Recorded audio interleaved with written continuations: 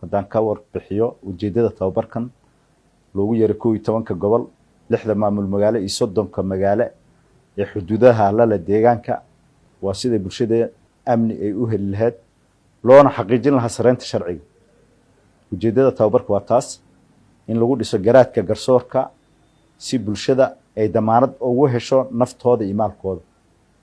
waxa ugu qaalisan waa naf iyo maal hay'adda loogu talagalay inay ka garsoortana waa garsoor si loo ilaaliyo sareynta sharciga bulshadana damaanad qaad cadaaladeed ay u hesho ayaa waxaan iskugu yeernay 11 gobol iyo 6 maamul magaalo iyo 30 magaalo ee prone susceptible crime-ka ay haliska ay u yihiin sida ma ayso oo kale Djibouti xuduudda degmooyinka lale Soomaaliya xuduudda kuwa lale dhul beereedka ma aragtay deegaankeena markaan daraasaad ka sameynay 6 dambi ayaa rampant soo noqdo kilada kale waan ka duwanahay waxa kamid ah isku dhaca qabiilka hadda uu yaraaday sidoo hore ma aha dhulko kale keesaska dhulka madaniga kale China group oo maalmaha soo kordhay proclamation baarlamaanka federaalku ka soo saaray ayagu u yaqaanaan maaragtay darbi jiif ama caruurta maaragtay dambiyada magaalooyinka waaweyn waayo magaalo waxay wadataa dambi gooni wadataa dadka markay miig joogaan iyo markay magaalo joogaan way kala duwan tahay magaalanimada dambiyada miiga aan ka dhicin baa ka dhaca maxaa kamid ah daroogada kamid ah xashiishada kamid ah tuuganimada kamid ah then dunubta proclamation baarlamaanka federaalka ka soo saaray si garsoorka loogu tababaro waa sida magaalooyinkana amni hadii la helo xasilooni hadii la helo garsoor dhisan oo garaadkiisa dhisan yahay aqoontiisa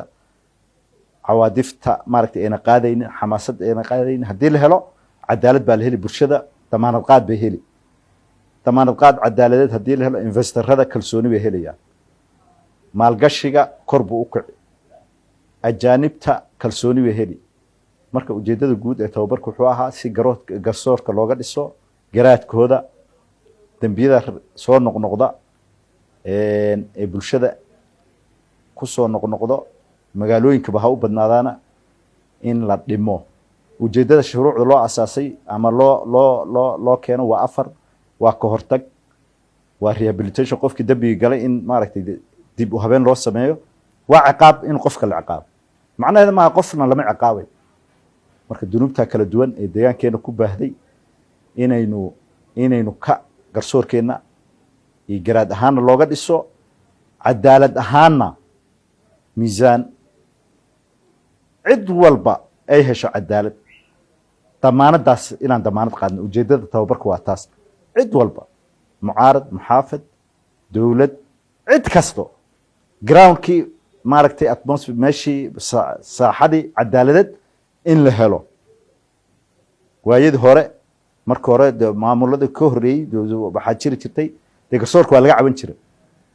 waxa la xukumaa hadda laakiin hay'adaha waxa ka marxaati kacayo xuquuqul insaanka bulshada lafteeda maanta cid dulmi lagu xiro ama maxkamad ay ku xukuntay hadday jirtana way yarta waa khalad technical oo dhacay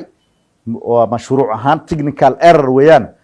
ma aha mid ula kac oo loogu talagalay ma dhaco waayo khada uu dhici karaa khalad uu dhici karaa lama diidan laakiin mid ku talagal ah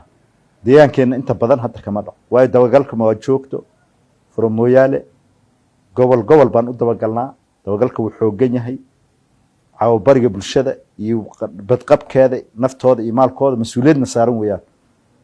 taasaan marka garsoorka ugu yeernay 11 gobol 6 maamul magaalo iyo 30 degmo een isleenahay halis bay u yihiin dunubta ujeedada tababarka taas oo ahaa